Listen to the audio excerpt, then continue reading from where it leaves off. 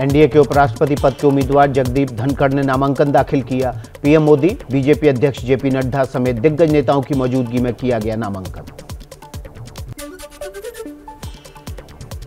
NDA के जगदीप धनखड़ के मुकाबले विपक्ष ने कांग्रेस नेता मार्गरेट अल्वा को बनाया उपराष्ट्रपति उम्मीदवार। पूर्व केंद्रीय मंत्री, 5 बार सांसद और राज्यपाल रह चुकी मार्गरेट अल्वा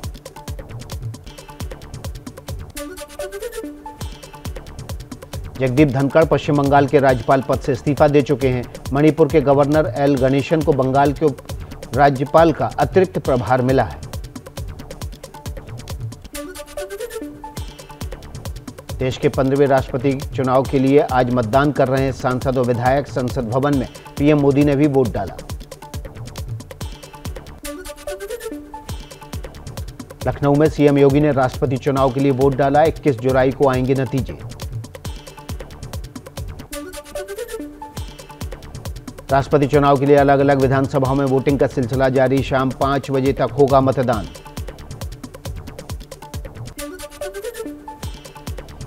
राष्ट्रपति चुनाव के लिए 4800 निर्वाचित सांसद, विधायक डालेंगे वोट। एनडीए की उम्मीदवार द्रौपदी मुर्मू और विपक्ष के उम्मीदवार यशवंत सिन्हा के बीच मुकाबला। राष्ट्रपति उम्मीदवार यशवंत सिन्हा ने सभी मतदाताओं से अंतरात्मा की आवाज पर वोट देने की अपील की। कहा, चुनाव देश की दशा और दिशा तय करेगा। राष्ट्रपति पद की उम्मीदवार द्रौपदी मुर्मू के गांव में खुशी का माहौल। उनके रिश्तेदारों और आसपास के लोगों ने जताया जीत का भरोसा। संसद के मानसून सत्र के पहले दिन ही विपक्ष का हंगामा। लोकसभा 2 बजे तक स्थगित, राज्यसभा कल तक स्थगित। प्रधानमंत्री मोदी ने मानसून सत्र में सभी दलों के सांसदों से सहयोग की उम्मीद जताई। मीडिया से बात करते हुए कहा, संसद तीर्थ क्षेत्र की तरह है। मैं सभी आदरणीय सांसदों से यही आग्रह करूंगा कि गहन चिंतन, गहन चर्चा, उत्तम चर्चा और सदन को हम जितना ज्यादा प्रोडक्टिव बना सके, सदन को जितना ज्यादा फ्रूटफुल बना सके, उसलिए सबका सहयोग हो। दिल्ली के सीएम अरविंद केजरीवाल ने सिंगापुर दौरे की इजाजत को लेकर केंद्र पर साधा निशाना। कहा, मुझे रोके जाने की कोई वजह नहीं, केंद्र सरकार ने नहीं दी है इजाजत। देखिए, मैं कोई अपराधी तो हूं नहीं और एक चुना हुआ मुख्यमंत्री हूँ, इस देश का स्वतंत्र आज़ाद नागरिक हूँ। सो मुझे वहाँ जाने से क्यों रोका जा रहा है, मेरी समझ के बाहर है।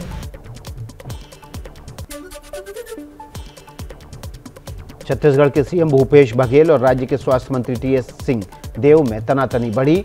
रायपुर में सीएम आवास पर हुई कांग्रेस विधायक दल की बैठक में नहीं पहुंचे सिंहदेव।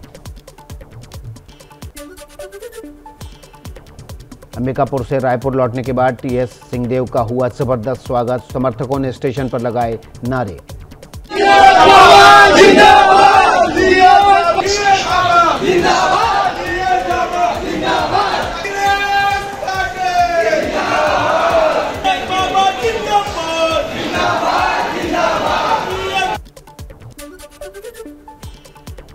मध्य प्रदेश नगर निगम चुनाव में बीजेपी के किले में कांग्रेस की सेंध। 11 में से कांग्रेस ने 3 नगर निगम जीते, 7 पर बीजेपी का कब्जा, जबकि 1 नगर निगम में आम आदमी पार्टी ने लहराया जीत का परचम।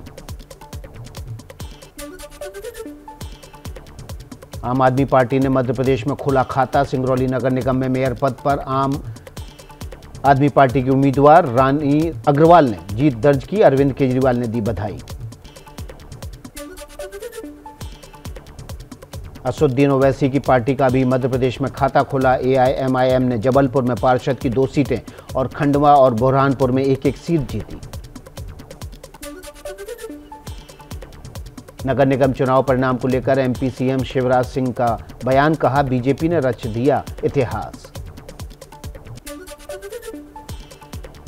परिणाम के बाद एमपी के पूर्व सीएम कमलनाथ ने कहा, बीजेपी पुलिस प्रशासन और पैसे के बल पर जीती है। नगर निकाय चुनाव में कांग्रेस की जीत से उत्साहित हूं। दिल्ली के आम आदमी पार्टी विधायक अमानतुल्लाह खान के खिलाफ सीबीआई जांच की अनुमति, उपराज्यपाल वीके सक्सेना ने दी इजाजत। अमानतुल्लाह पर दिल्ली वक्फ बोर्ड के चेयरमैन रहते हुए गलत तरीके से नियुक्ति करने के आरोप हैं। आम आदमी पार्टी विधायक अमानतुल्लाह के मामले पर आम आदमी पार्टी का बयान, कहा पीएम मोदी केजरीवाल की राजनीतिक सफलता से डर गए, इसलिए कर रहे हैं कार्रवाई। मध्य प्रदेश के धार में खौफनाक हादसा, इंदौर से पुणे जा रही बस पुल से नर्मदा में गिरी, 13 लोगों की मौत। धार में बस हादसे की वजह क्या है, इसकी जांच जारी है। प्रशासन के मुताबिक बस में 13 लोग सवार थे, किसी को बचाया नहीं जा सका। धार में हुए हादसे को लेकर मध्य प्रदेश के सीएम शिवराज सिंह चौहान और महाराष्ट्र के सीएम एकनाथ शिंदे के बीच फोन पर हुई बातचीत। पीएम मोदी ने हादसे पर दुख जताया। जम्मू कश्मीर के पुंछ में बाढ़ के बीच सेना के 2 लोगों का रेस्क्यू किया। पुंछ के बेतार नदी में उफान के बीच सेना की दुर्गा बटालियन ने 2 लोगों को बचाया। उत्तराखंड में 19-20 जुलाई को बारिश का रेड अलर्ट, अगले 4 दिनों तक हो सकती है भारी बारिश। लैंडस्लाइड और चट्टान गिरने का अंदेशा जताया, अधिकारियों को सतर्क रहने के आदेश।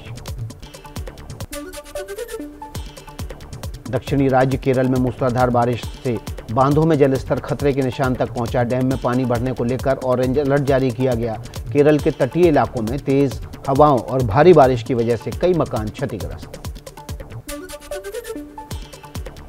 छत्तीसगढ़ के बीजापुर में बाढ़ के बीच एक गर्भवती महिला को प्रशासन की मदद से अस्पताल ले जाया गया। अस्पताल ले जाने से पहले ही महिला की डिलीवरी हुई। मोटर बोट से महिला को अस्पताल पहुंचाया गया। ओडिशा के क्योंझर में एक गर्भवती महिला को दमकल कर्मियों ने सुरक्षित नदी पार कराई। नदी के दोनों किनारों पर पेड़ों से रस्सी बांधकर महिला को सुरक्षित नदी पार कराई। बाढ़ की वजह से नदी उफान पर थी। झारखंड के गिरिडीह में पंचखरो डैम में बड़ा हादसा, लोगों से भरी नाव नदी में पलट गई। नाव पर सवार 9 लोगों में से सिर्फ एक शख्स को बचाया गया। गोताखोर की मदद से लापता लोगों की खोजने में जुटा प्रशासन। पंजाब के श्री मुक्तसर साहिब में लगातार हो रही बारिश से लोगों का जीना मुहाल। रिहायशी इलाकों में जलभराव, किसानों की फसलों को हो रहा है नुकसान। धान की फसल पानी में डूबी। छत्तीसगढ़ के सुकमा में बारिश ने मचाई तबाही। सुकमा के कोटा ब्लॉक में दिखा बाढ़ का भयानक रूप। गोदावरी और शबरी नदी का पानी इलाके में भरा। कोटा के 3000 लोग बाढ़ से प्रभावित। राजस्थान के उदयपुर में 3 दिनों की मूसलाधार बारिश से झरने में पानी ओवरफ्लो। पानी बढ़ने से झीलों की खूबसूरती बढ़ी। झरनों का आनंद लेने के लिए पहुंच रहे हैं सैलानी। हिमाचल के किन्नौर में बारिश के बाद सांगला घाटी के नाले में बाढ़ आई। किन्नौर में चट्टान खिसकने की तस्वीर सामने आई।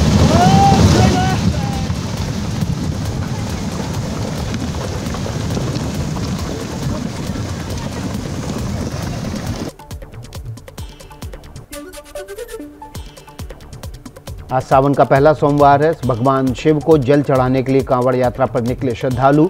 कोरोना की वजह से 2 साल बाधित रही थी यात्रा। काशी विश्वनाथ मंदिर में दर्शन के लिए सुबह से ही लगी है लंबी कतार। गंगा घाट से जल लेकर मंदिर पहुंच रहे हैं श्रद्धालु।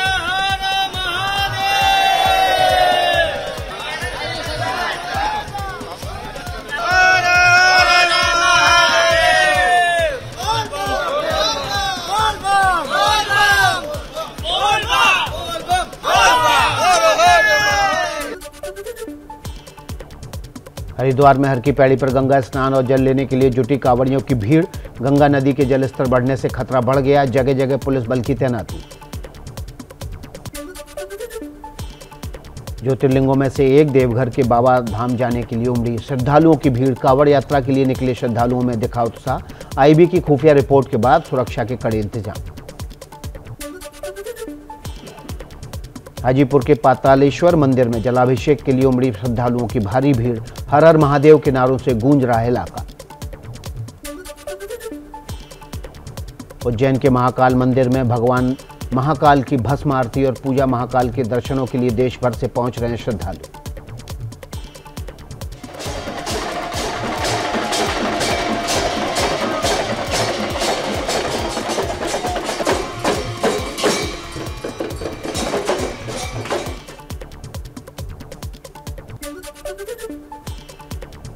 नासिक के त्र्यंबकेश्वर मंदिर में सुबह से लगाए भक्तों का तांता। 12 ज्योतिर्लिंगों में से एक शिवलिंग की पूजा का विशेष महत्व। यूपी के प्रयागराज में मनकामेश्वर मंदिर में सावन की पूजा करने पहुंचे श्रद्धालु। मान्यता है कि सावन में यहां जलाभिषेक करने से मनोकामना पूरी होती है।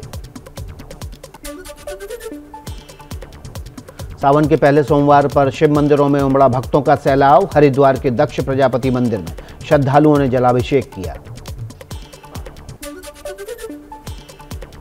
दिल्ली के छतरपुर मंदिर में भी शिव पूजा के लिए पहुंच रहे हैं श्रद्धालु। मंत्रोच्चार के साथ कर रहे हैं जलाभिषेक। पटना में देश विरोधी गतिविधियों में शामिल लोगों की पहचान और जांच जारी है। पटना से अब तक पुलिस 5 लोगों को गिरफ्तार कर चुकी है। विदेशों से फंडिंग के एंगल से पुलिस संदिग्धों के बैंक खातों की छानबीन कर रही है। देश विरोधी गतिविधियों में शामिल होने के आरोपी नसरुद्दीन जंगी की पटना सिविल कोर्ट में हुई पेशी। नूरुद्दीन को 23 जुलाई तक रिमांड पर लिया। पटना के फुलवारी शरीफ में पीएफआई के सक्रिय सदस्य के रूप में काम कर रहा था नूरुद्दीन। लखनऊ से पकड़े गए पीएफआई से जुड़े वकील नूरुद्दीन जंगी की मां ने बेटे को बताया निर्दोष। कहा, देश विरोधी कोई काम नहीं कर सकता बेटा।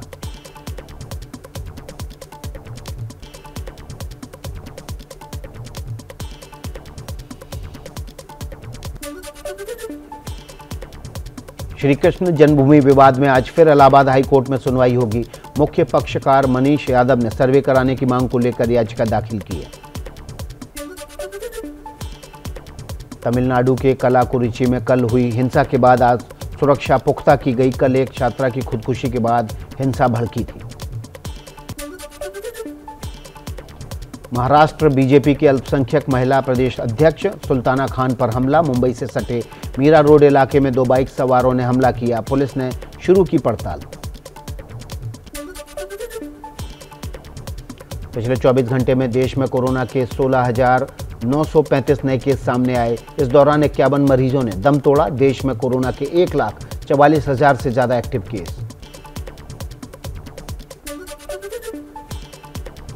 आईसीएसई की 10वीं परीक्षा में यूपी के कानपुर की अनिका गुप्ता बनी टॉपर। अनिका ने 500 में से 499 अंक हासिल किए।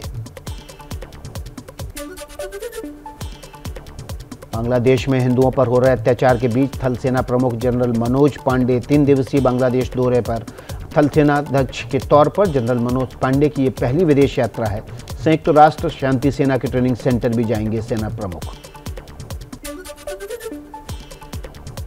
भारत और चीन के कोर कमांडर्स के बीच 16वें दौर की बैठक हुई। एलएसी के विवाद को सुलझाने के लिए दोनों देश के कमांडर्स के बीच 12 घंटे चली बातचीत। चर्चा को लेकर अभी तक कोई जानकारी सामने नहीं आई। एमपी के रीवा में चुनाव के हार के बाद कांग्रेस प्रत्याशी का दिल का दौरा पड़ने से हुई मौत। कांग्रेस के नारायण गुप्ता निर्दलीय प्रत्याशी से हारे थे पार्षद का चुनाव। यूपी के मऊ में मां ने पढ़ाई के लिए डांटा तो 16 साल की बेटी ने की खुदकुशी। मां की डांट से आहत छात्रा ने पिता के रिवॉल्वर से खुद को गोली मार ली।